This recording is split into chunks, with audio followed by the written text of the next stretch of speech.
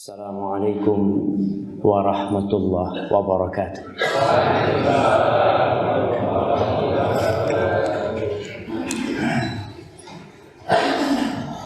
Alhamdulillah alladzi anzala al-Qur'an wa 'allama al-insan 'allamahu ma lam ya'lam. Segala puji bagi Allah Jalla Jalaluhu yang telah mengajarkan, yang telah menurunkan Al-Quranul Karim, mengajari umat manusia sesuatu yang mereka tidak mengetahuinya. Allahumma salli wa sallim wa zid wa barik wa an'im ala sayyidina wa maulana Muhammad wa ala alihi wa ashabihi ajma'in. Ya Allah, semoga salawatmu, salam berkah dan nikmatmu senantiasa kau curahkan untuk hamba kekasihmu, untuk baginda Nabi kita Muhammad sallallahu alaihi wasallam, yang beliau pernah mengatakan athqalus salati 'alal munafiqin salatul isya wa salatul fajr. Salat yang paling berat buat orang-orang munafik adalah salat isya dan salat subuh. Tapi alhamdulillah, ana melihat orang-orang munafik itu mungkin jumlahnya semakin sedikit. Karena kita pada pagi hari ini di sholat subuh berjamaah, kita bisa meninggalkan segala kelezatan kita untuk datang ke rumah Allah ini. Maka agar kebahagiaan kita sebagai seorang muslim semakin sempurna, antum maju ke depan sedikit. Antum nggak lihat saudara-saudara antum pada berdiri di luar. Nah, yang di luar bisa masuk. Kasih jangan di pintu. Biasanya yang di pintu itu didoakan keburukan sama yang lainnya. Ini nutup jalan ini. Iya, mungkin bisa masuk. Yang di belakang mau nggak maju itu jamaah. Yang di pintu maju ke depan.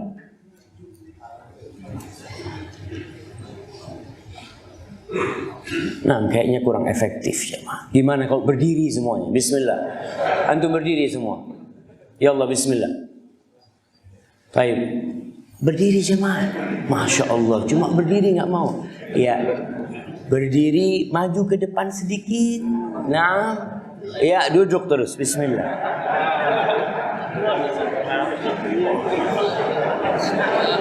Masya Allah, hilang kabeh tempatnya. Nah, fadhal. Jadi sejatinya nggak ada istilah nggak cukup dalam Islam itu. Kadangkala saya sedih kalau ada acara buka bersama terus nasinya nggak cukup. Yang nggak cukup itu hatinya. Rasulullah Sallallahu Alaihi Wasallam mengatakan ta'amul wahid lithnain, ta'amul ithnaini lithalath. Makanan satu orang itu cukup buat dua orang. Makanan dua orang itu cukup buat tiga orang. Jadi kalau acara buka bersama terus nggak cukup, kan nggak cukup. Antum panggil saudara antum, sini duduk sini bareng sama anak. Makan bareng nih kita. Cuma kadang-kala tuh hati kita yang perlu ditata dan dirapikan kembali. Semoga salat dan salam senantiasa tercurahkan untuk Nabi kita Sallallahu Alaihi Wasallam, yang Nabi itu akan bangga dengan banyaknya umatnya. Yang Nabi Sallallahu Alaihi Wasallam beliau menanti kita di telaga, menanti mereka yang mengatakan la ilaha illallah dan Muhammad Rasulullah Sallallahu Alaihi Wasallam di telaga beliau. Semoga salawat itu bersambung untuk keluarga beliau, untuk istri-istri beliau, untuk putra-putri beliau, dan untuk seluruh sahabat Nabi radhiyallahu taala anhum ajma'in. Amma ba'd. Ma'asyiral muslimin rahimakumullah. Pagi hari ini, tepatnya tanggal 26 Rabiul Awal 1438 Hijriah, kita datang ke salah satu rumah Allah untuk memakmurkannya. Kita datang ke salah satu rumah Allah untuk kembali kepada Al-Quranul Karim. Tema yang kita angkat adalah kembali kepada Al-Quranul Karim. Kita hari ini akan membahas tentang surat An-Nazi'at ayat 26 sampai 46 atau 27 sampai 46. Allah menurunkan Al-Quranul Karim untuk apa sebenarnya? Banyak umat Islam yang sampai hari ini seakan-akan tidak tahu kenapa Al-Quran diturunkan.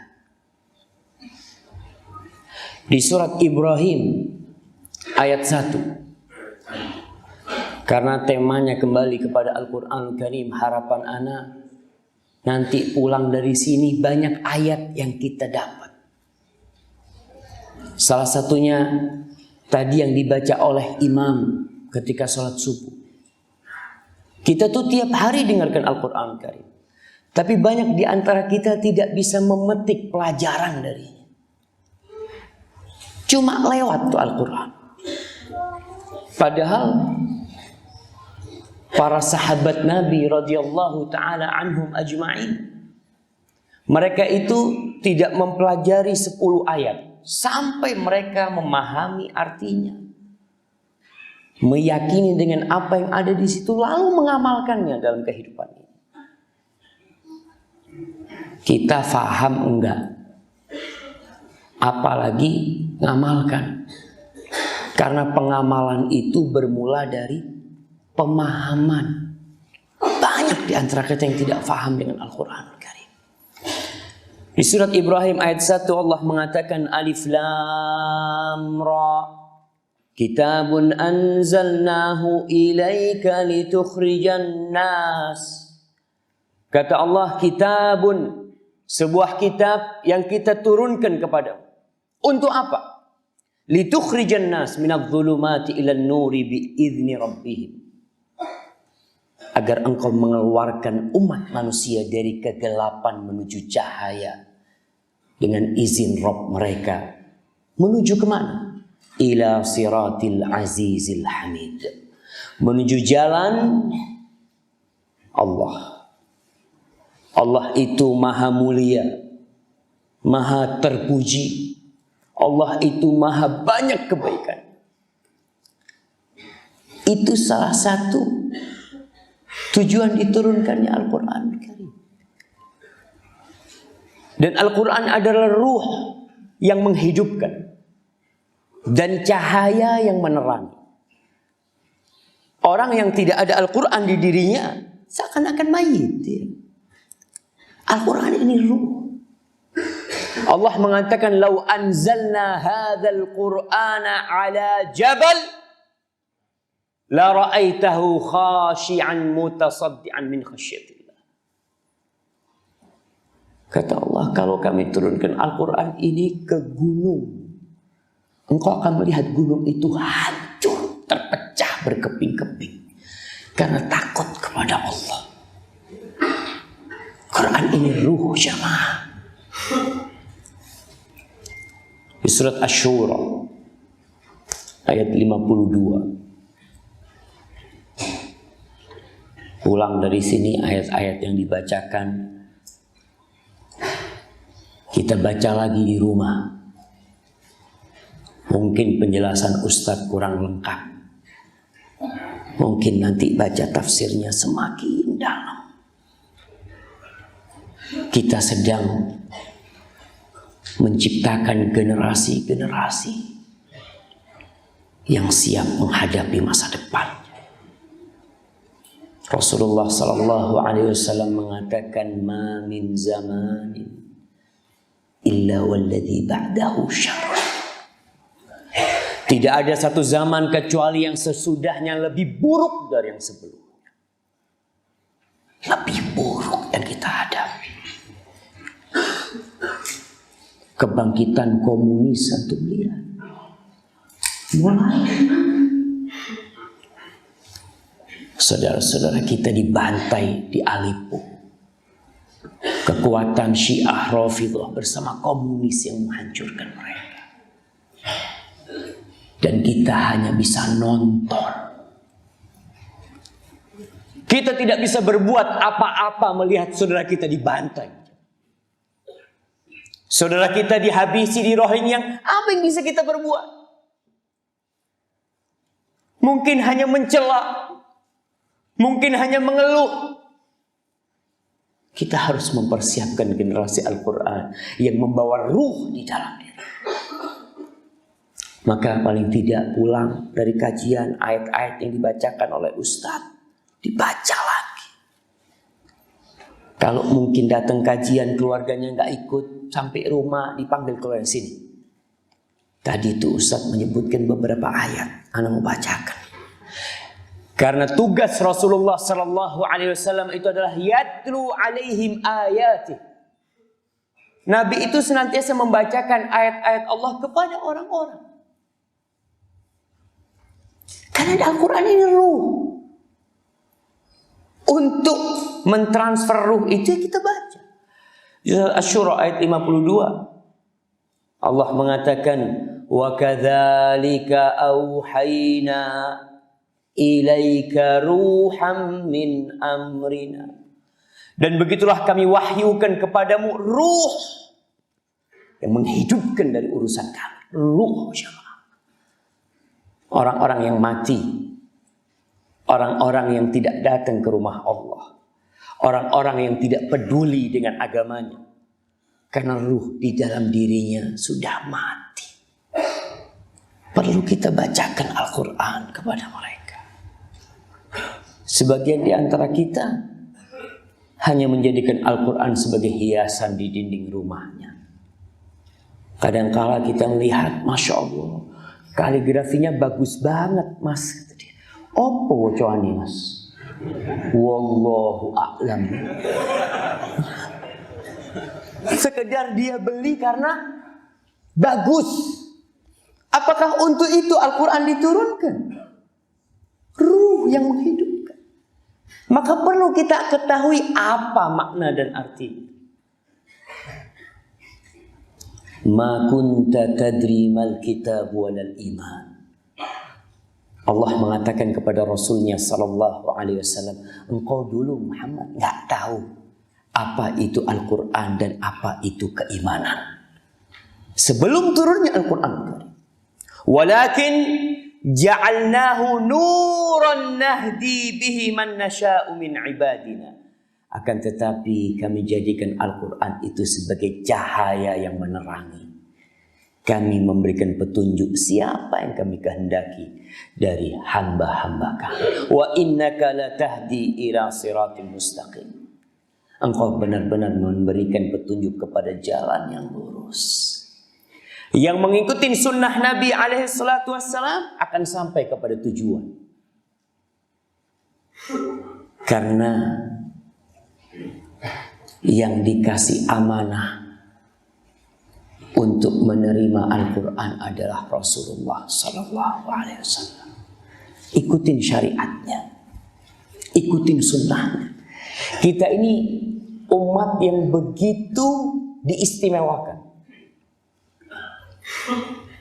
Allah mengatakan, Al-yawma akmaltu lakum dinakum wa atmamtu alaikum ni'mati wa raditu lakumul Islam dinan. Surat Al-Maidah, potongan surat Maidah Ayat berapa? Ayat 4. Ayat 3. Allah mengatakan pada hari ini kami sempurnakan bagimu agamamu. Udah sempurna. Lakonono. Itu cuma yang harus kita lakukan. Orang yang mengikuti sunnah Nabi SAW, dia tidak akan sering bertikai. Dia tidak akan gontok-gontokan. Kalau kita lihat di negeri kita, kenapa masih diributkan masalah mengucapkan selamat Natal? Emangnya Rasul SAW nggak pernah hidup sama bangsa lain? Beliau itu hidup di Madinah bersama orang musyrikin. Hidup di Madinah bersama orang-orang Ahlul Kitab, orang-orang Yahudi. Beliau hidup di Madinah bersama orang-orang munafikin. Selesai, kita ikutin gimana beliau hidup berinteraksi dengan non-muslim. Umat Islam itu berinteraksi dengan orang-orang Nasrani sejak diturunkannya Al-Quran Karim. Bahkan ketika Umar bin Khattab menerima kunci Masjidil Aqsa, itu gereja-gereja yang berada di Palestina, yang berada di Al-Quds, Yerusalem, nggak ada yang dihancurkan. Kalau kita belajar sunnah Nabi Muhammad SAW, sunnahnya para khalifah setelah beliau, nggak ribut kita masalah mengucapkan selamat Natal. Kita ucapkan kepada orang-orang Nasara, lakum dinukum waliyati. Anakmu sakit butuh bantuan, aku tak tolongi. Rumahmu bocor, kau minta tolong aku supaya aku betulkan gentengnya, aku betulkan. Tapi untuk mengucapkan selamat Natal, afwan, lakum dinukum waliyadin. Monggo lakonono agamamu, agamaku agamamu. Urusan sosial kita diperintah untuk berbuat baik kepada orang-orang non-muslim. Nabi kita Muhammad sallallahu alaihi wa ala alihi wasallam itu memberikan petunjuk kepada jalan yang lurus kalau kita mau mengikuti. Tapi kita banyak yang tidak mau mengikuti, meremehkan sunnah-sunnah Rasul sallallahu alaihi wasallam, mencari hidayah di selain Al-Qur'anul Karim. Buku-buku filsafat dijadikan rujukan untuk mencari petunjuk. Allah menurunkan Al-Quranul Karim sebagai cahaya yang tidak padam pelitanya. Sumbunya itu tidak pernah mati. Jalan yang tidak akan tersesat siapa yang meniti jalan itu. Al-Quran adalah bahan bakar keimanan, motor amal kebajikan. Saya sempat mengingatkan beberapa temannya, kenapa di Indonesia banyak terjadi pembunuhan? Polisi capek ngurusi pembunuhan. Kenapa di Indonesia polisi sampai kewalahan ngurusi narkoba? Karena pendekatan yang dilakukan selama ini bukan pendekatan keimanan. Mayoritas penduduk Indonesia itu muslim. Yang perlu dihidupkan di dalam jiwa mereka adalah iman.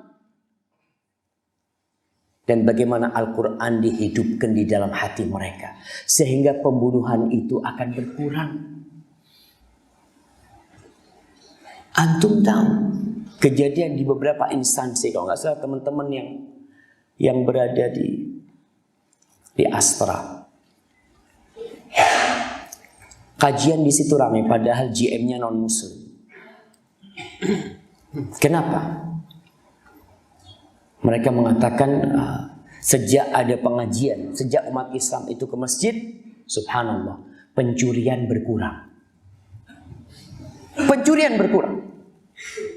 Karena imannya udah tumbuh. Kenapa banyak pembunuhan? Ya karena imannya nggak ditumbuhkan di diri mereka. Orang-orang yang narkoba, yang ada kadang-kala pendekatannya tentang hukum yang diberikan sanksi yang akan ditimpakan kepada pelaku itu. Yang perlu dihidupkan adalah iman. Antum bayangkan para sahabat Nabi, tatkala turun ayat pengharaman khamr, 13 tahun di Madinah khamr itu halal. 6 tahun di Madinah masih halal. Cuma udah mulai dikurangi. Tahun ke-7 mulai orang yang sholat gak boleh mabuk. Tahun ke-8 ketika diharamkan khamr, itu para sahabat yang memegang khamr siap menuangkan khamrnya. Kenapa? Karena tuh Al-Quran udah ada dalam diri mereka. Quran ini motor jemaah, yang membuat orang mau beramal.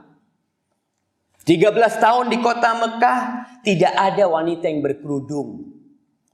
Istri Rasul SAW juga tidak berjilbab. Masuk kota Madinah belum mereka berjilbab. Kenapa? Rasulullah SAW sedang menanamkan Al-Quran di dalam jiwa mereka.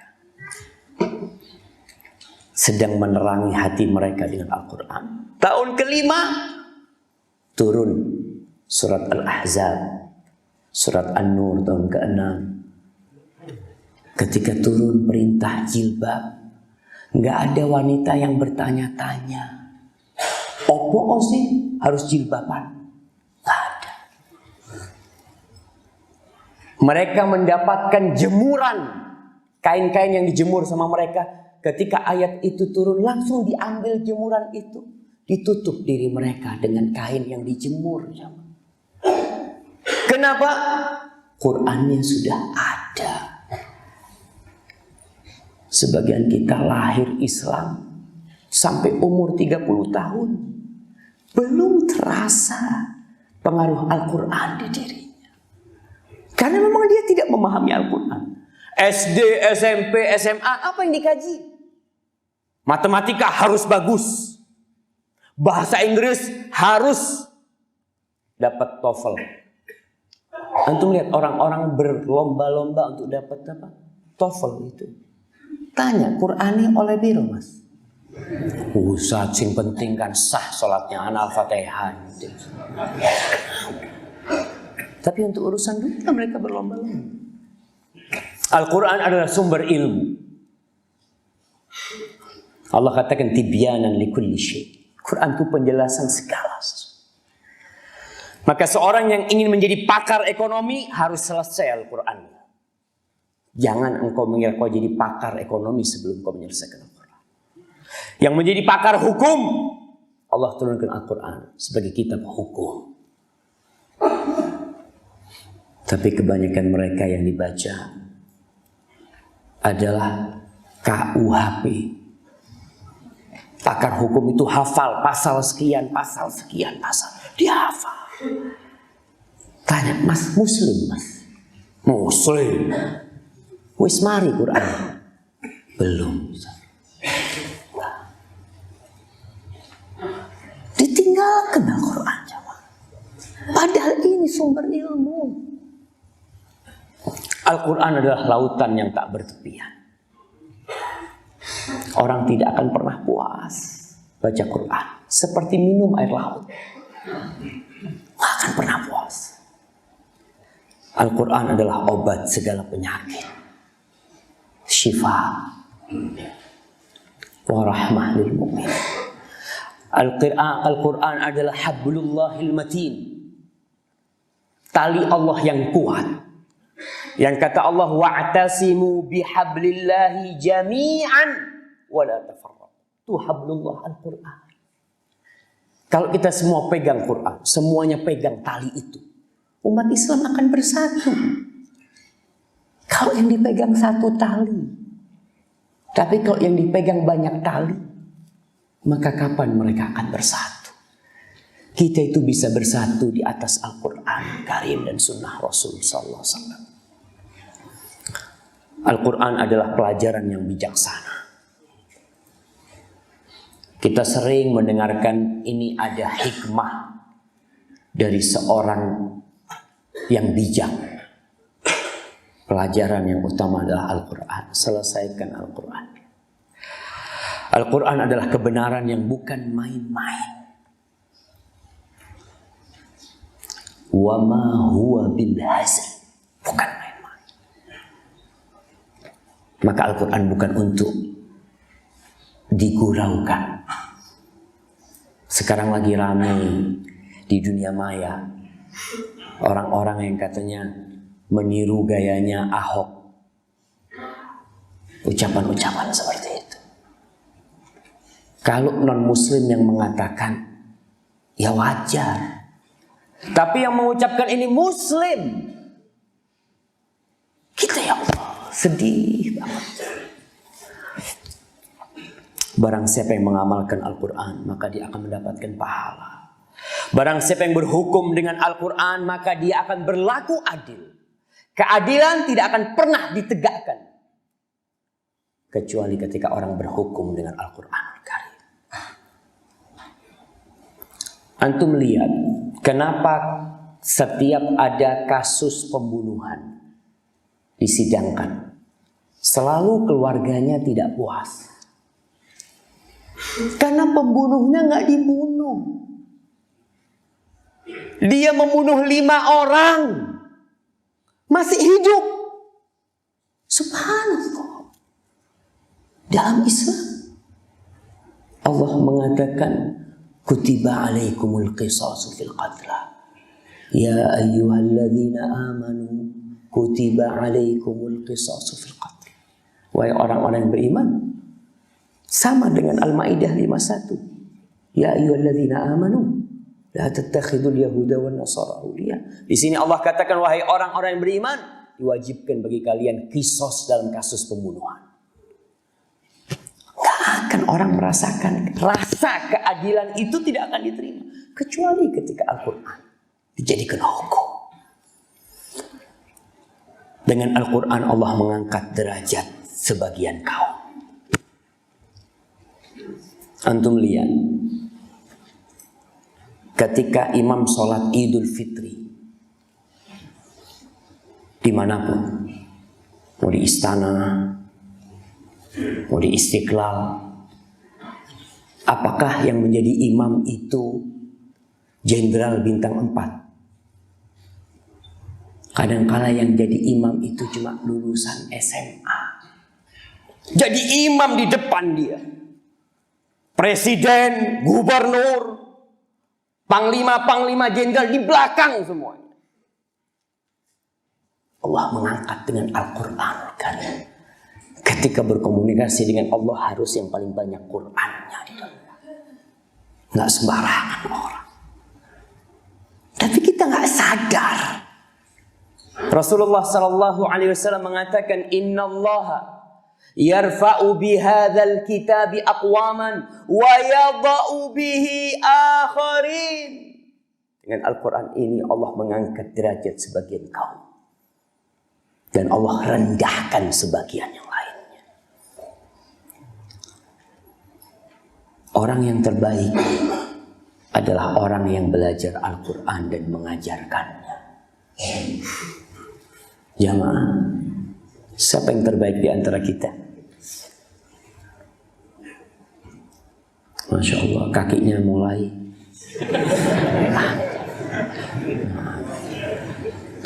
Tapi kita sebentar, nggak lama insya Allah jamaah. Sampai jam berapa? Kita, soalnya sebagian alian sudah merem-merem jamaah. Ada sebagian ulama yang mengatakan, kenapa sih kok tidur, sering tidur? Kok nanti bakal tidur lama di kuburan? Iya.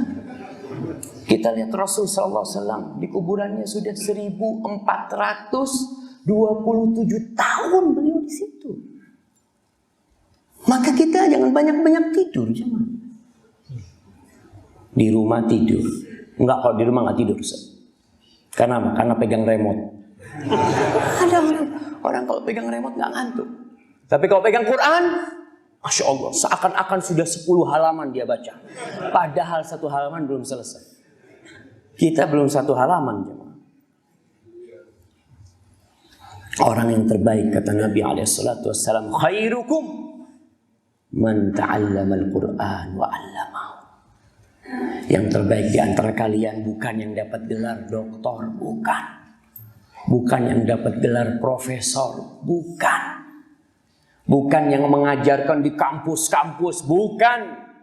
Kata Rasul sallallahu alaihi wasallam, yang terbaik di antara kalian adalah man ta'allamal Qur'an wa 'allama. Orang yang belajar Al-Qur'an dan mengajarkannya. Kenapa dia disebut orang yang terbaik? Tadi kita sebutkan Quran ini cahaya, Quran ini ruh, Quran ini sumber ilmu, Quran ini motor, Quran ini bensin yang menggerakkan semuanya. Kita kalau belajar Al-Quran dapat semuanya. Maka orang yang terbaik adalah orang yang belajar Quran dan mengajarkannya. Al-Quran ya'ti yaumal qiyamah syafi'an li ashabih. Quran akan datang pada hari kiamat memberikan syafaat untuk mereka yang baca Quran dan mengamalkan. Dan kedudukan kita di surga Allah. Kalau kedudukan kita di dunia, ya mungkin ikut jenjang sekolah yang antum geluti. Tapi kedudukan itu nggak lama. Antum mungkin umur 70 tahun sudah pensiun. Tapi kelak di surga Allah, yuqalu li sahibil Quran, iqra warattil kama kunta iqra warqa warattil kama kunta turattilu fid dunya fa inna manzilataka 'inda akhiri ayatin taqra'uha. Akan dikatakan kepada orang yang bawa Quran pada hari kiamat, kau baca Quranmu. Sampai di surga nanti kita disuruh baca Quran. Kau baca. Seperti kau baca di dunia, engkau akan naik kedudukanmu. Kedudukanmu itu akan berakhir di akhir ayat yang kau baca. Ini adalah fadilah menghafal Al-Quran Karim. Kalau cuma hafal Qul huwallahu ahad sampai Qul a'udzu birabbin nas, 3 surat berhenti kedudukannya.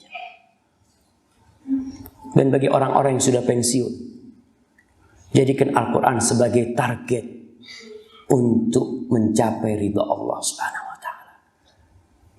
Yang belum pensiun, ya kalau belum pensiun apalagi masih muda. Biasanya orang yang pensiun mengatakan, Ustaz udah susah menghafal Al-Quran Karim. Udah susah kata dia. Ya kau memang udah telat, tapi nggak ada ungkapan telat dalam menghafal Quran, nggak ada. Ada seorang wanita yang baru menghafal Quran ketika umur 60 tahun. 3 tahun hafal Al-Quran Karim. Kenapa? Karena Allah memudahkan Al-Quran. Al-Quran gak seperti buku-buku lainnya. Al-Quran adalah firman Allah. Dan Allah mengatakan, وَلَقَدْ يَسَّرْنَا الْقُرْآنَ لِلذِّكْرِ فَهَلْ مِن مُدَّكِرٍ. Dan benar-benar kami telah memudahkan Al-Quran untuk diingat. Tapi adakah yang mau mengingat? Ada nggak orang yang mau ingat? Nggak ada kitab yang dihafal di muka bumi ini seperti Al-Quran Karim, nggak ada. Antum lihat anak-anak kecil sudah hafal Quran Karim. Antum lihat Musa, hafid cilik itu belum bisa baca, belum bisa nulis, hafal Al-Quran Karim. Kita yang sudah pintar membaca dan menulis, tambahannya nggak pernah tambah. Qanaah. Antum tahu qanaah? Merasa puas, alhamdulillah. Kalau urusan fulus nggak pernah qanaah. Tapi urusan Quran, subhanallah. Tapi anak izin minum dulu jamaah.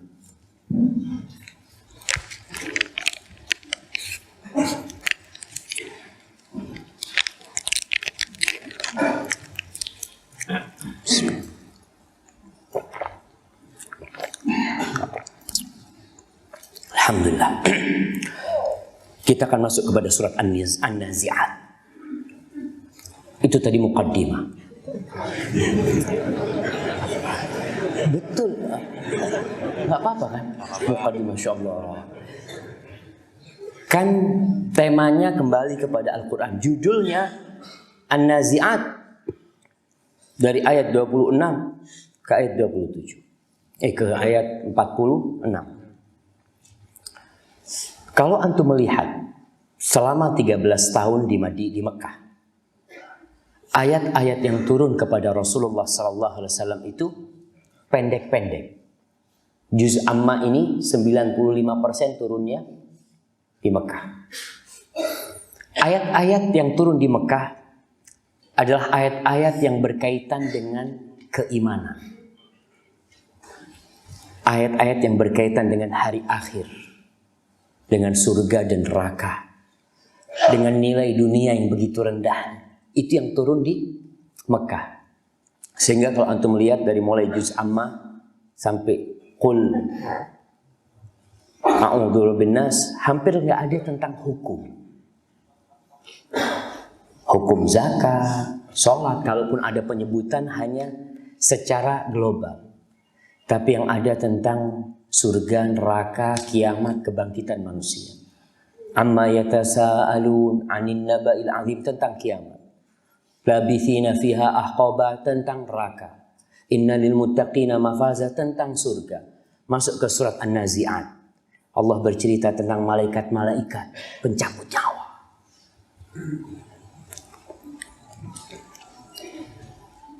Di ayat 26, setelah Allah menceritakan tentang Nabi Musa, cerita Nabi Musa yang ada di juz Amma yang turun di Mekah itu pendek, gak terlalu panjang.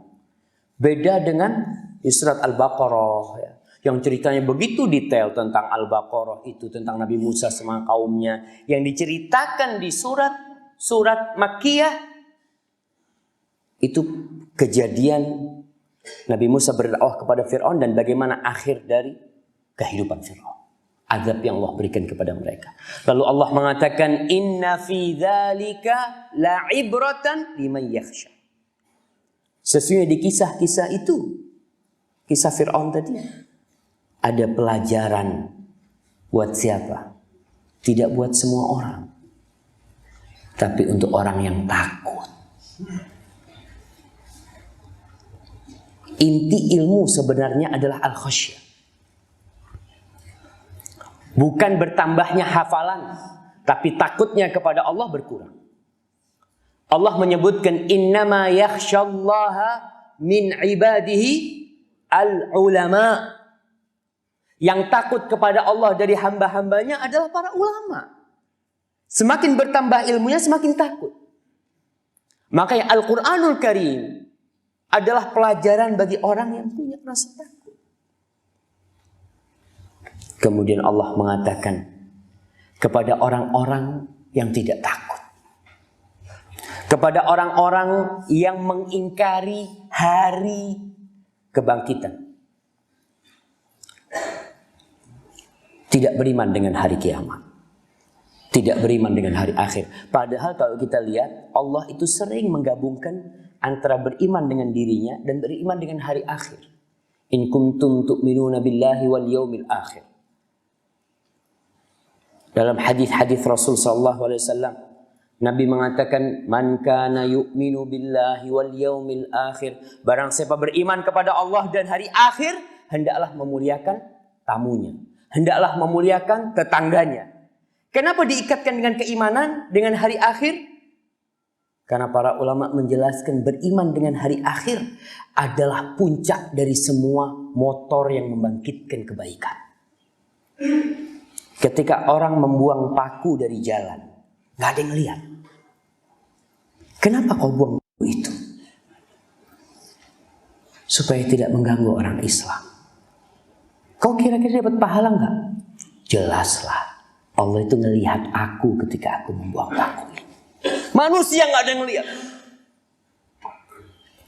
Orang-orang kafir di Mekah meragukan adanya hari kebangkitan. Sampai datang sebagian di antara mereka bawa tulang-tulang di kuburan, dia ambil,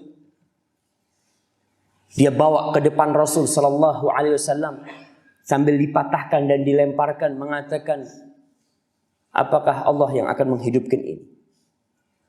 Kata Rasul SAW, na'am, wa yudkhilukan nar. Allah akan menghidupkan ini dan memasukkan engkau ke dalam api neraka. Maka akhirnya Allah mengajak orang-orang yang mengingkari hari kebangkitan untuk menggunakan logika mereka. Allah mengatakan, A'antum asyaddu khalqan amis sama banaha. Kalian yang mengingkari kebangkitan. Karena menurut kalian nggak mungkin. Mana mungkin tulang yang sudah hancur kayak gini bisa kembali. Bertemu dengan dagingnya kembali.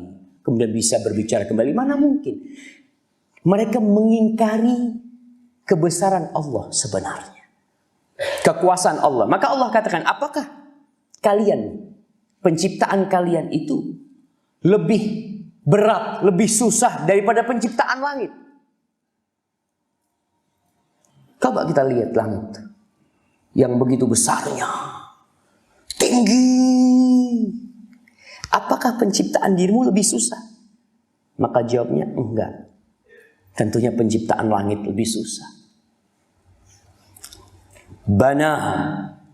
Allah menjadikan langit itu sebagai bangunan, atap jamaah. Enggak ada tiangnya yang bisa dilihat. Wallahualam ada tiang apa tidak. Tapi Allah mengatakan bi ghairi amadin tarawunaha. Engkau lihat langit yang 7 lapis, ada tiangnya? Enggak ada. Sedangkan kita bangun masjid seluas ini, kita pasang berapa tiang? 4 tiang. Belum temboknya. Tapi itu Allah menciptakan langit tanpa tiang. Rafa'a samkaha fasawwaha. Allah angkat langit itu tinggi sekali. Dan kita tahu semakin tinggi, seharusnya tiangnya semakin besar. Allah tinggikan, bayangkan. Pesawat itu ke sana, nggak sampai ke langit. Satelit yang dikatakan berangkat ke sana dikirim, wallahu alam, ada satelit apa enggak di sana? Tapi katanya ada satelit di sana. Apa sampai ke langit? Enggak. Tinggi sekali. Kalau kita lihat bintang-bintang, matahari dan rembulan yang ada di sana, itu cuma di lapisan terendah langit. Dan kita nggak tahu berapa ukuran. Kira-kira semuanya. Ukuran cahaya berapa ribu tahun. Mereka mengatakan seperti itu. Fasawwaha.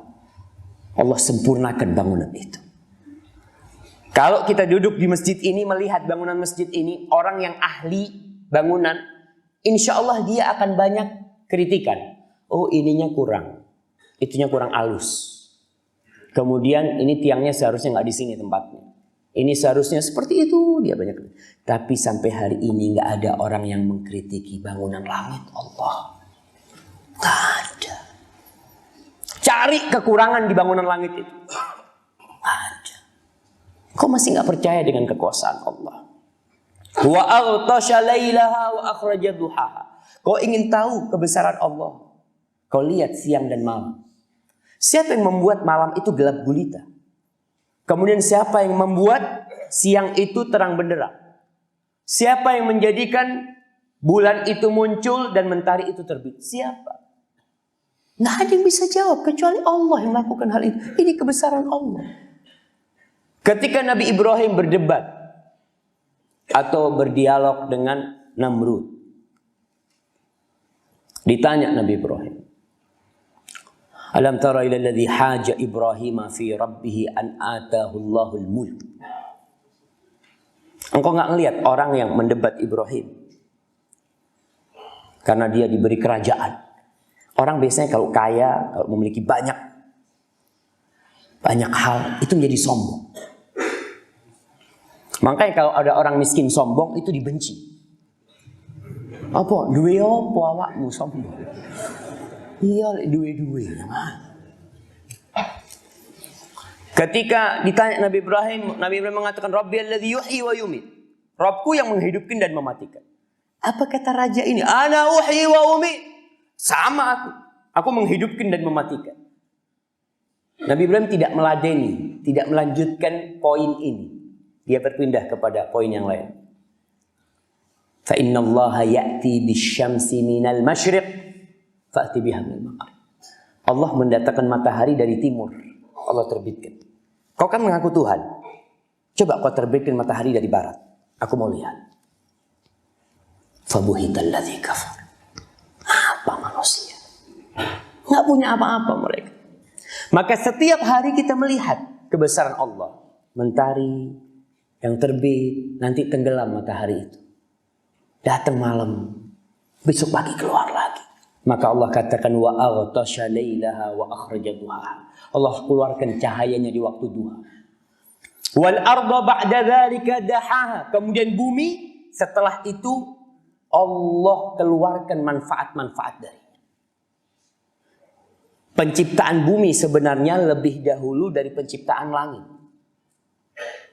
Tapi penyempurnaan bumi itu setelah langit sempurna. Allah mengatakan wal arda ba'da dzalika. Dan bumi setelah itu, setelah penciptaan langit itu baru diisi. Bagaimana diisi? Akhraja minha ma'ah wa mar'aha. Airnya dikeluarkan. Sungai-sungai. Kita lihat. Antum kalau naik pesawat, antum lihat seperti ular yang berjalan. Siapa yang bikin itu, jamaah? Dan antum kalau melihat orang bikin sungai buatan apa namanya?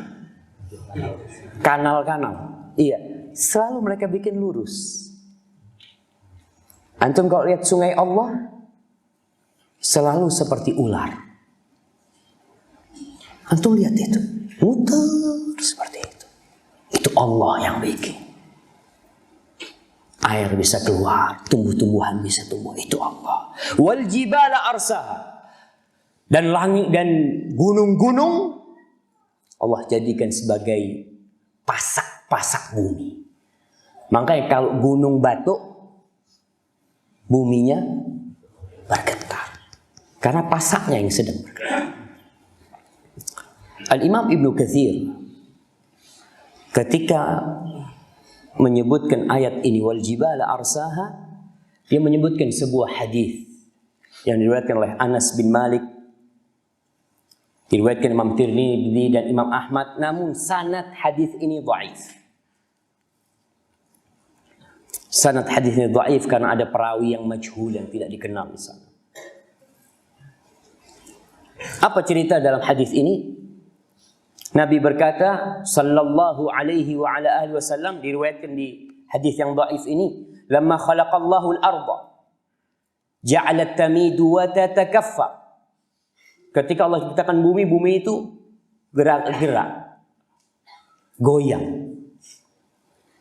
Kemudian fa'arsaha bil jibal. Maka Allah kasih gunung-gunung yang tertancap. Jadi kalau antum melihat, gunung itu memiliki akar. Memang ditancapkan sama Allah Subhanahu wa taala untuk mengokohkan bumi ini. Lalu bumi itu jadi tenang. Fa'ajibal malaikatu min syiddatil jibal. Para malaikat kagum dengan kekuatan gunung itu. Lalu mereka bertanya, Rabbana, hal khalaqta khalqan asyadda minal jibal? Wahai Rabb kami, apakah engkau menciptakan ciptaan yang lebih kuat daripada gunung? Qala na'am, al-hadid. Allah menjawab, iya. Besi. Besi menghancurkan gunung.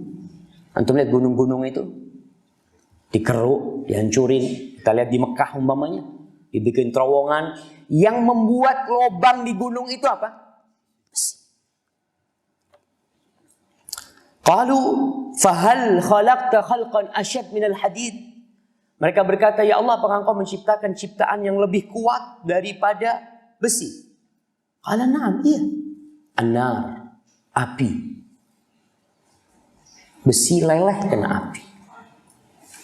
Qalu, mereka bertanya lagi, fahal khalaqta khalqan asyad minan nar? Apakah engkau menciptakan ciptaan yang lebih dahsyat, lebih kuat daripada api? Na'am, al-ma', air. Antum lihat ketika terjadi kebakaran hutan, yang dicari apa? Air. Ketika air dari langit turun, selesai kebakaran hutan. Itu kekuatan air. Qalu fahal khalaqta khalqan asyad minal ma'?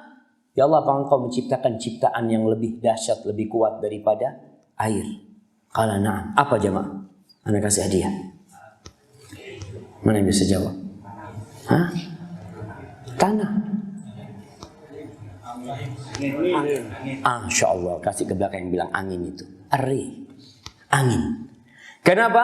Siapa yang membawa air di awan itu kalau bukan angin?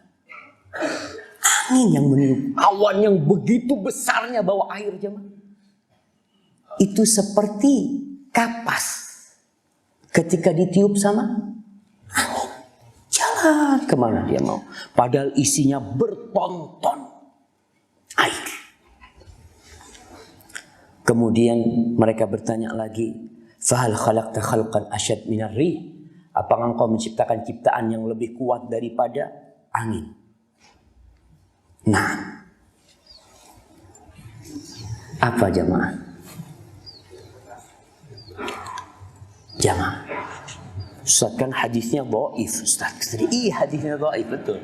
Secara sanad hadis ini dhaif. Tapi secara makna kalau kita lihat, maknanya memang seperti itu. Kekuatan di ciptaan Allah ini bertingkat-tingkat, tidak satu tingkat kekuatan ciptaan Allah itu. Baik. Apa? Hah? Matahari. Ngantuk kata jemaah. Anak kasih nggak apa dia. Ngantuk jemaah. Tapi bukan itu jawabannya.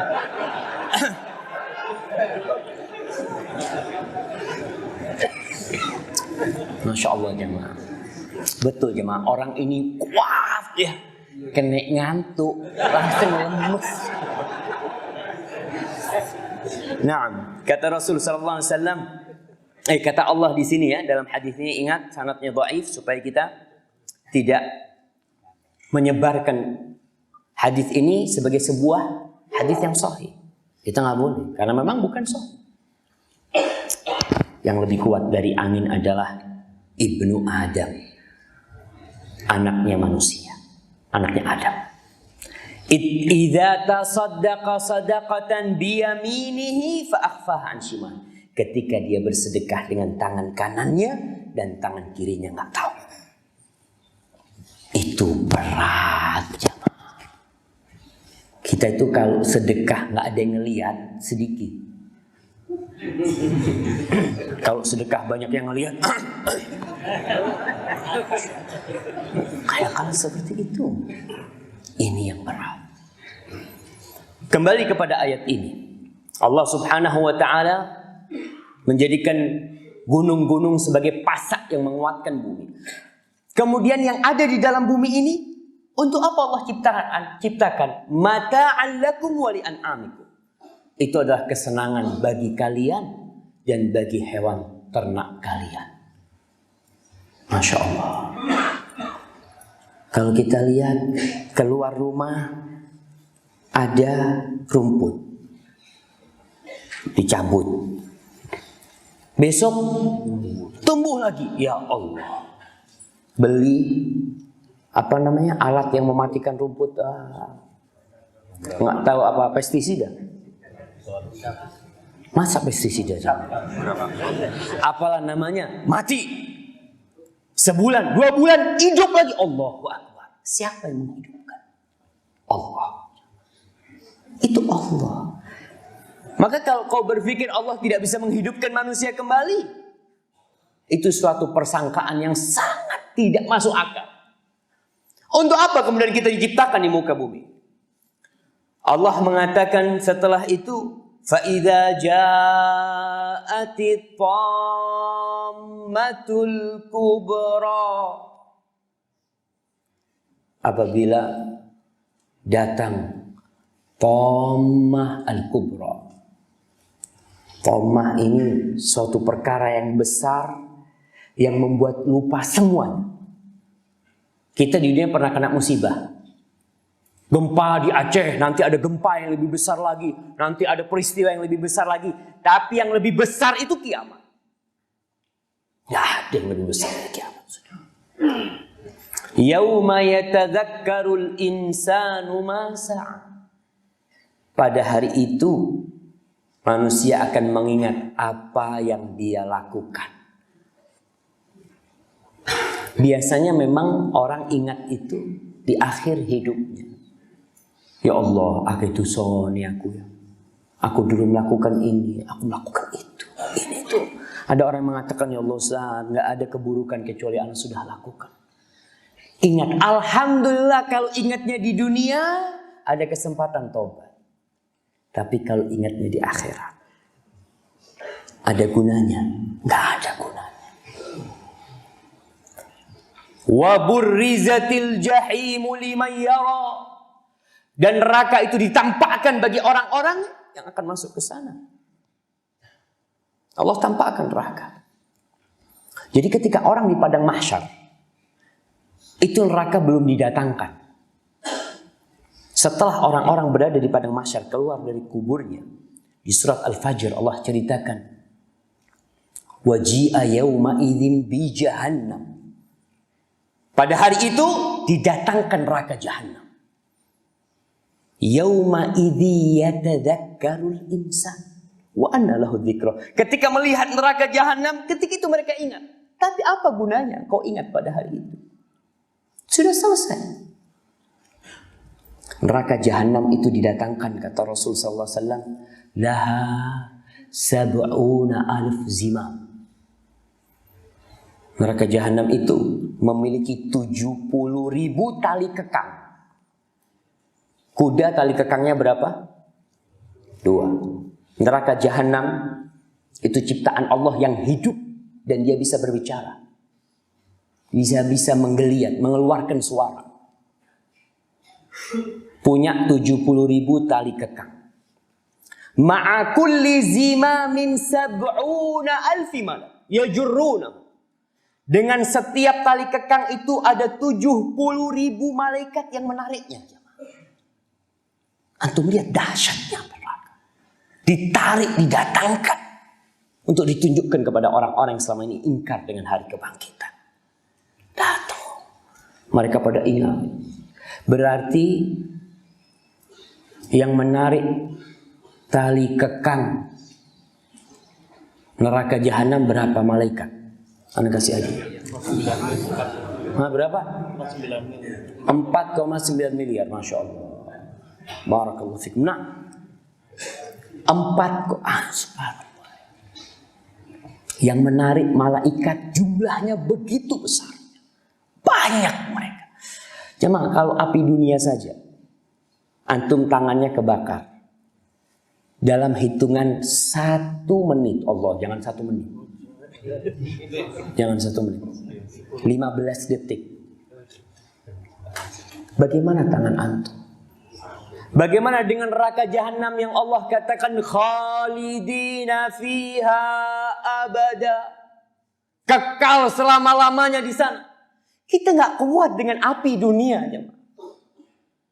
Kalau sanksi yang diterima oleh pelaku dosa itu di penjara, enak dia, dikasih makan. Tapi kalau saksi yang diterima oleh pelaku dosa itu dibakar 1 jam. Milih mana? Di penjara seumur hidup sama dibakar 1 jam?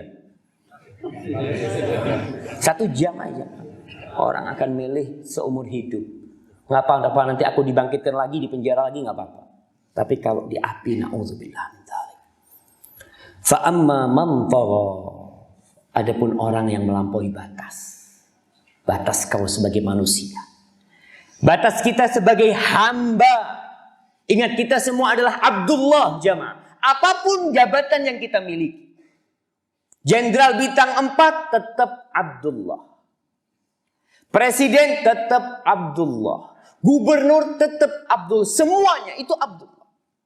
Maka orang yang melampaui batasan dia, sehingga dia lupa kalau dia hamba Allah, melakukan dosa seenaknya.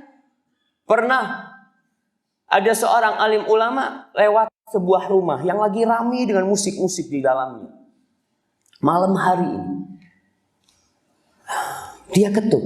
Assalamualaikum. Waalaikumsalam. Ada budak perempuan yang tanya. Ketika dibukakan pintu, tanya ini orang yang lewat ini. Yang punya rumah ini orang merdeka apa budak? Kata pembantunya, orang merdeka lah, kata dia. Oh, pantas. Kalau dia budak, dia punya aturan sama tuannya. Tinggal pergi. Tuan yang punya rumah itu tanya pembantunya, siapa tadi yang keluar? Yang ketuk pintu. Tadi ada orang lewat aja. Terus dia tanya, yang punya rumah ini budak apa orang merdeka? Dan aku katakan orang merdeka. Langsung tuan rumahnya ini keluar, dikejar itu orang jamaah. Apa maksudmu mengatakan itu? Kata dia, kalau kau hamba Allah, kau tahu aturannya. Tapi kalau kau merasa tidak punya Tuhan, maka pantas engkau melakukan tanpa ada batasan-batasan. Maka Allah katakan, fa'amma man tagha. Orang yang melampaui batasan-batasan itu, wa atharul hayatad dunya. Dan dia lebih mementingkan kehidupan dunia ini. Dia lebih mementingkan perutnya. Dia lebih mementingkan rumahnya. Dia lebih mementingkan anak-anaknya daripada Allah Subhanahu wa ta'ala. Fa innal jahima hiyal ma'wa. Maka neraka jahanam itu tempat dia. Ayat ini turun di Mekah. Orang-orang ketika itu masih cinta dunia jamaah. Karena ketika masuk Islam ada banyak aturan-aturan yang harus diikuti. Riba nggak boleh, ini haram, itu haram. Sebenarnya kalau kita lihat aturan Islam itu dibandingkan dengan aturan yang dibikin oleh manusia, aturan yang dibikin Allah itu sangat-sangat mudah sekali. Zakat berapa? 2,5%. Pajak berapa? 10%. Antum, Allah bikin aturan cukup 2,5%. Kita nggak cukup 2,5%. Dari mana kita hidup? Nggak mungkin bisa hidup. Allahu Akbar. Kalau kita lihat aturan Allah jauh lebih berperi kemanusiaan. Boleh nggak bilang peri kemanusiaan? Karena ada orang menganggapan ada peri. Tahu peri ya? Yang katanya Allah. Baik. Ingat ketika engkau masuk Islam, orang-orang Mekah ketika masuk ada aturan-aturan. La ilaha illallah, dia nggak boleh minta sama selain Allah. Dia harus taat kepada Allah Subhanahu wa taala. Wa amma man khafa maqama rabbih. Adapun orang yang takut, dia takut ketika dia akan berdiri di hadapan Allah nanti. Dia akan disidang di hadapan Allah. Ketika dia takut berdirinya dia di hadapan Allah nanti. Wa nahan nafsa 'anil hawa, dan dia mencegah nafsunya dari keinginan-keinginan Allah jamaah. Kalau kita lihat nafsu kita ini banyak keinginan. Kepingin punya ini, kepingin punya itu, kepingin itu, Allahu Akbar. Enggak mari-mari. Kalau kita turutin, sakit kita jamaah. Sakit. Obat nafsu kita itu adalah menghadang. Nafsu itu seperti aliran air yang deras. Harus jalan dia. Harus jalan. Bagaimana kita menghadapinya? Kita harus bikin aliran lain. Bikinkan jalan lain yang baik. Orang terfitnah dengan wanita. Allah Ustaz, anak kalau melihat perempuan gak kuat. Memang manusia kayak gitu. Apa yang dilakukan? Kawin. Nafsunya itu harus diarahkan. Kalau enggak nggak bisa. Ustaz nggak kuat, nggak punya fulus Ustaz. Mau kawin. Puasa. Tetap harus diarahkan nafsunya ini, diredam. Karena dia akan terus memberontak. Puasa. Nggak kuat puasa Ustaz. Mati aja jadi. Allahu Akbar, Allahu Akbar. Tapi yang jelas tadi, orang itu menahan nafsunya dari mengikuti bisikan-bisikan keinginan-keinginan. Allah jamaah, kalau antum melihat rumah bagus, kapan anak punya rumah kayak gitu? Melihat mobil, Allahu Akbar, mulai biar aku kepingin. Nafsu kita, hati nafsu itu seperti itu. Tapi orang yang beriman, dia akan tahan nafsu. Dia tidak akan makan kecuali yang halal. Dia kepingin, tapi nggak bisa karena haram, bukan milikku.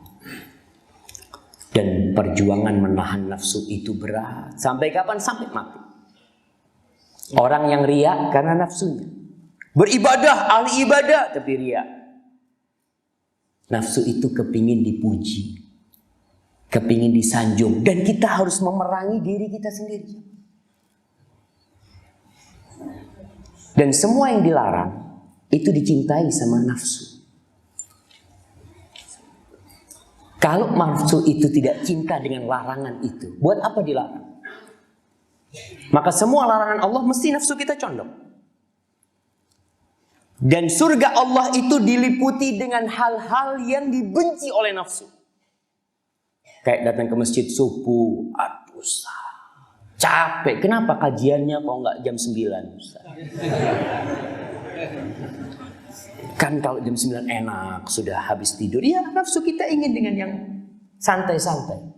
Surga itu diliputi dengan hal-hal yang dibenci oleh jiwa. Dan neraka itu dikelilingi dengan yang disukai nafsu kita. Antum melihat maksiat bayar, banyak pamit. Antum lihat tempat-tempat maksiat, orang itu bayar. Dan kena penyakit, tapi dilakoni. Sedangkan ke rumah Allah, malas kan kalau mereka. Yas'alunaka 'anis sa'ati ayyana mursaha. Lalu mereka bertanya, kapan kiamat itu akan terjadi? Kapan waktunya? Orang bertanya, kapan waktu terjadinya? Fima anta min dzikraha. Allah mengatakan, apa urusanmu tentang waktunya itu? Nggak ada urusan. Ila rabbika muntaha. Itu ilmunya ada di sisi Allah. Allah sembunyikan terjadinya kiamat itu demi manusia. Apa hikmah disembunyikannya hari kiamat? Supaya beramal. Apa lagi? Supaya ikhlas. Iya, semuanya lah tadi jawabannya. Banyak hikmahnya. Memang kalau antum tahu besok kiamat, antum akan kerja. Ustaz, anaknya semua mau sekolah, nggak usah sekolah besok kiamat.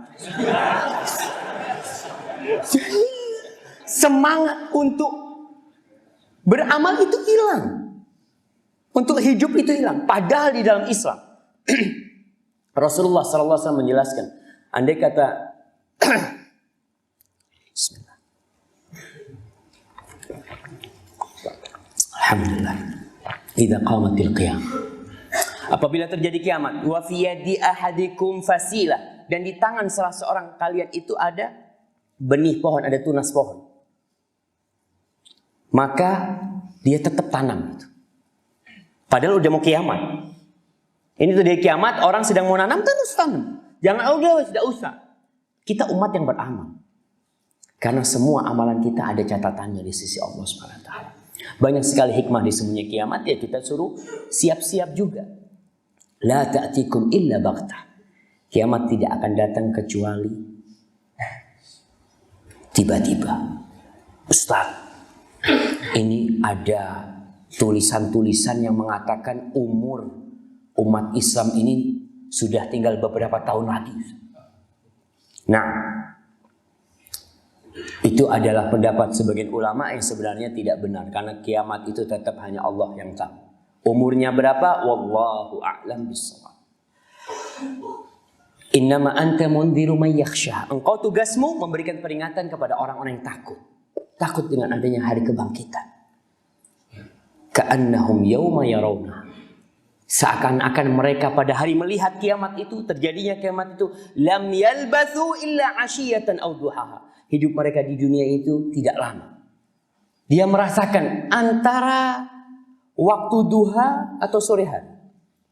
Umurnya hidup kita nanti ketika terjadi kiamat, kita merasakan, ya Allah, ternyata tidak lama. Satu hari di akhirat itu sama dengan 1000 tahun. Sama dengan 1000 tahun. Jadi kehidupan kita 70 tahun di dunia nggak ada apa-apanya.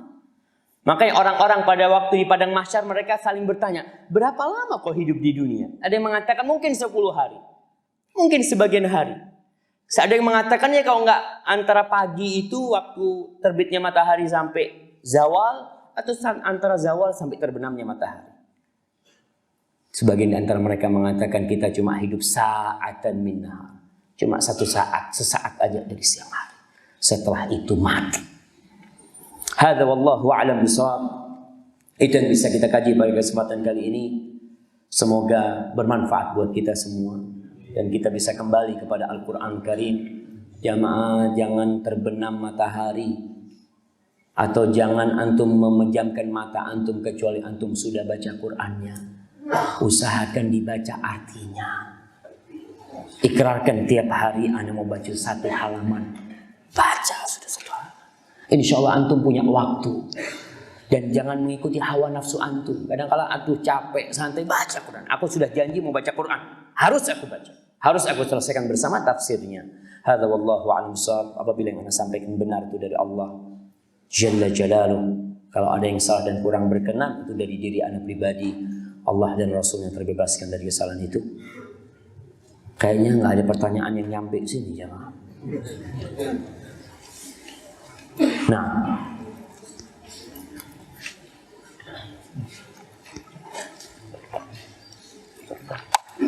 kami usahakan yang sudah siap dengan pertanyaan.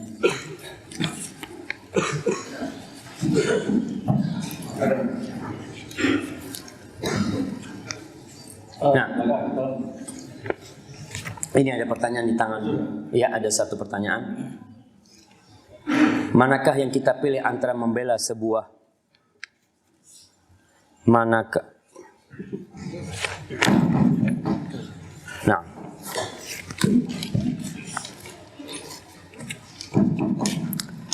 iya, ini ada pertanyaan. Manakah yang kita pilih antara membela sebuah kesyirikan, syirkul qawanin? Masya Allah, Anda baru tahu ini. Syirik itu ada syirkul akbar, ada syirik asghar. Ada syirik besar, ada syirik kecil. Atau membela agama Allah, mohon diberi pengarahan. Iya. Masya Allah. Ini niat ya, Pak.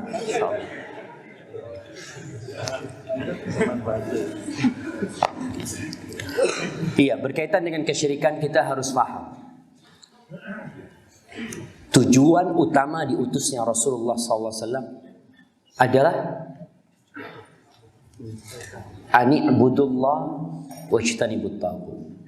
Agar kalian beribadah kepada Allah dan meninggalkan segala sesembahan selain Allah. Dan kalau kita lihat sepanjang sejarah nabi-nabi, nabi-nabi itu sebagian sampai mati nggak punya negara. Dan tidak ada masalah. Yang penting target dari menanamkan tauhid, pengabdian kepada Allah di diri umatnya sukses. Nabi Musa sampai mati nggak punya negara. Antum lihat Nabi Lut, Nabi Saleh, Nabi Hud, bahkan Nabi Nuh alaihissalam tidak sampai terjadi negara, itu enggak. Tapi tujuan, ingat, tujuan kita hidup ini dan tujuan para nabi diutus adalah menanamkan la ilaha illallah. Dan kalau kita lihat kesyirikan, makanya orang itu harus belajar kesyirikan. Kenapa belajar kesyirikan? Supaya dia tidak terjebak dalam kesyirikan. Belajar kesyirikan dari ibadah kita. Kemudian kesyirikan, kalau tadi qawanin mungkin maksudnya hukum-hukum ketika orang-orang tidak menjadikan hukum-hukum Allah sebagai hukumnya. Maka itu termasuk perbuatan antara syirik besar dan syirik kecil nanti. Itu pembahasan mungkin akan, ya kalau ada waktu lain kita akan jelaskan. Tapi mana yang harus kita lakukan? Membela syirkul qawanin kalau dia katakan, atau membela agama Allah? Ya seharusnya tidak perlu ditanyakan. Karena yang harus kita bela adalah agama Allah lah jemaah. In tansurullah yansurkum. Tapi bagaimana membela agama Allah itu yang kita harus bicarakan. Orang kadang-kadang merasa dia membela agama Allah, malah dia membuat agama Allah jadi kacau gara-gara dia. Niatnya membela agama Allah. Jadi ada aturan-aturan dalam membela agama Allah SWT. Nah,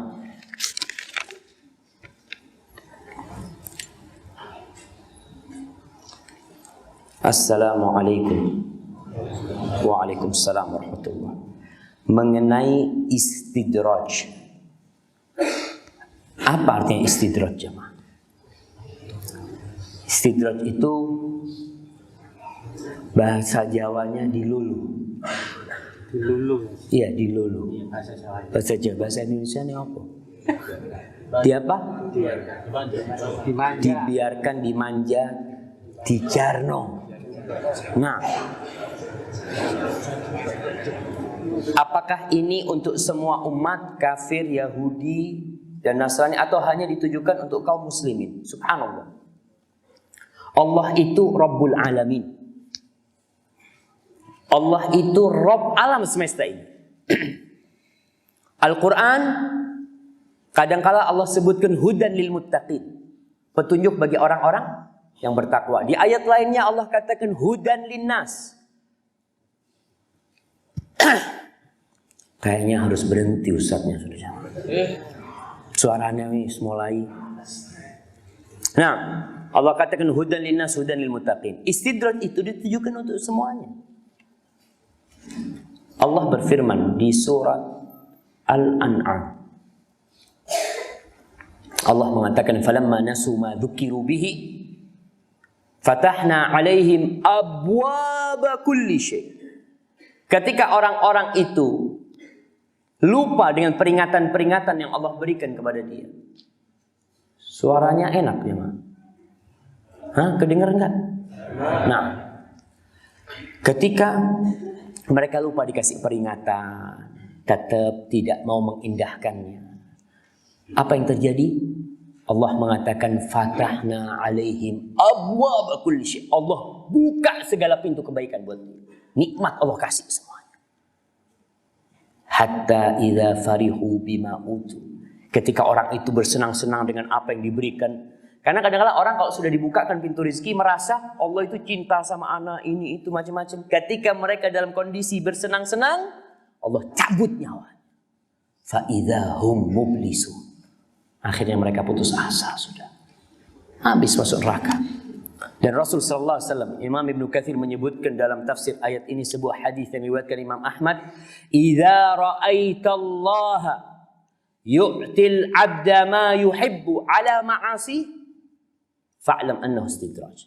Kalau engkau melihat orang yang dikasih nikmat sama Allah sedangkan dia itu berbuat maksiat, maka ketahui itu adalah istidraj. Itu namanya istidraj.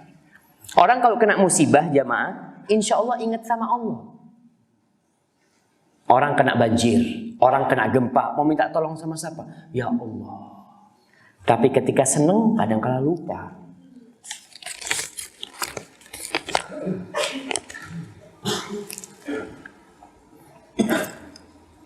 Saya sering merasakan takut saat mengingat dosa-dosa saya yang lalu.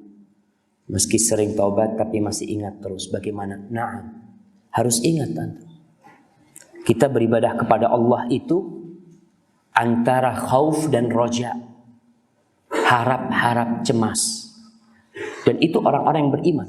Allah menyebutkan wa yu'tuna ma atau wa qulubuhum wajilah annahum ila rabbihim raji'un.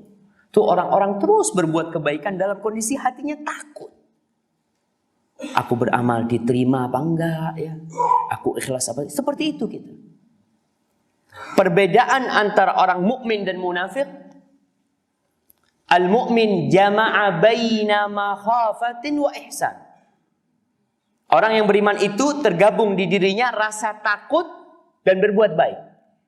Artinya dia takut, kemudian rasa takut itu menggiring dia untuk sholat, menggiring dia untuk baca Quran, menggiring dia untuk lebih dekat kepada Allah. Wal munafiq jama'a baina amnin wa isa'ah. Orang munafik itu menggabungkan antara merasa aman dan terus berbuat dosa. Tenang, Allah iku Ghafurur Rahim. Nah, jangan terlalu memberatkan, agama Islam ini gampang. Berbuat buruk dan merasa aman, gak akan diadab sama Allah Subhanahu wa taala. Memang Allah itu Ghafurur Rahim. Tapi kata Allah, Nabbi ibadi, sampaikan kepada hamba-hambaku, Anni al-Ghafurur Rahim. Sampaikan kepada mereka, kalau aku adalah zat yang maha pengampun dan maha pengasih. Tapi mereka juga harus tahu wa anna azabi huwal azabul alim.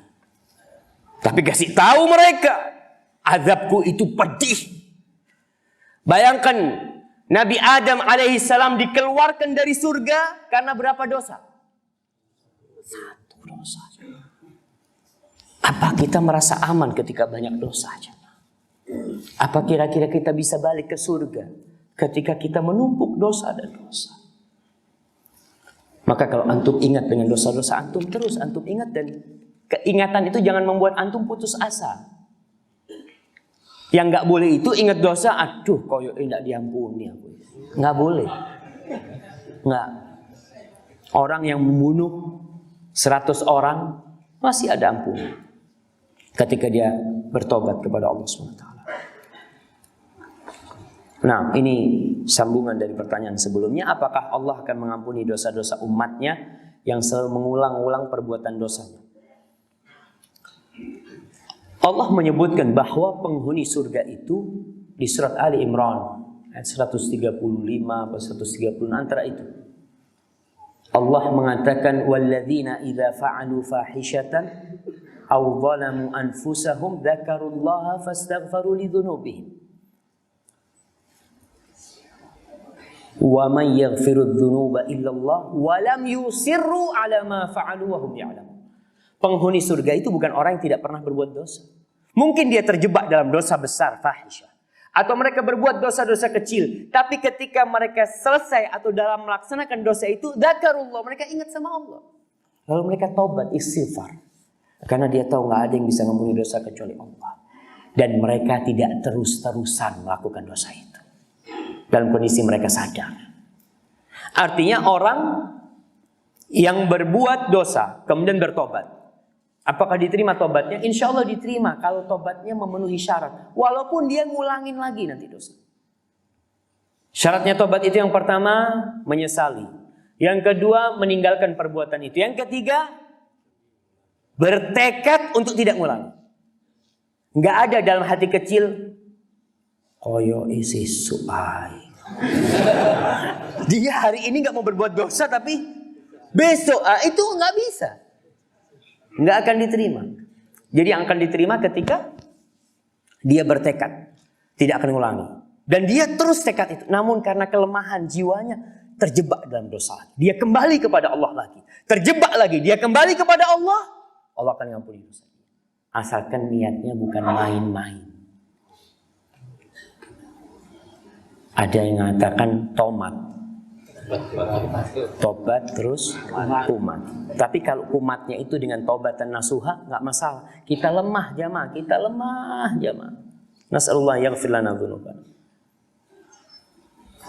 Apa tanda-tanda Allah memberikan hidayah, ampunan kepada umatnya yang sangat malu terhadap perbuatan dosanya? Dosa zina dan maksiat. Allah jamaah. Ini yang menyebabkan umat Islam hina. Kita jumlahnya banyak di negeri kita. Kita jumlahnya banyak di muka bumi ini. Tapi kita tidak bisa berbuat apa-apa melihat saudara kita dibantai di Aleppo. Jumlah kita banyak. Penyebab dari hinanya kita, diinjak-injaknya kita adalah dosa. Disebutkan di sini tadi bagaimana dengan dosa zina dan kemaksiatan yang lainnya. Maka kita harus bertobat. Apa tanda-tanda Allah menerima tobat kita? Kita bertambah baik. Yang awalnya nggak pernah ngaji jadi ngaji. Yang awalnya nggak pernah ke masjid jadi ke masjid. Hal jazaul ihsan illal ihsan. Maka untuk diterima tobatnya seorang harus berharap besar sama Allah. Dan dia terus beramal kebajikan. Jangan menunda-nunda amal kebajikan. Ada orang yang menunda tobat, ya Allah. Akhirnya seperti orang-orang Yahudi dan Nasrani. Faqasat qulubuhum, hati mereka keras. Dikasih tahu tidak mampan. Karena hatinya sudah keras. Jamaah, ini pertanyaan masih banyak ini. Kayaknya ana tidak kuat jemaah. Ana cukupkan sampai sekian. Ini pertanyaan tapi ana bawa ya. Karena dalam pertanyaan ini banyak ilmu. Biasanya ada pertanyaan-pertanyaan yang ana nggak tahu jawabannya.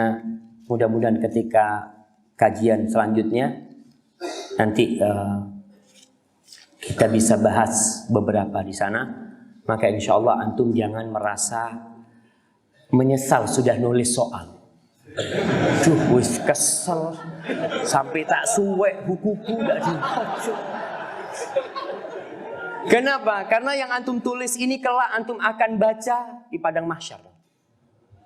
Semua yang ditulis kita itu Allah mengatakan faman ya'mal mithqala dzarratin khairan yarah.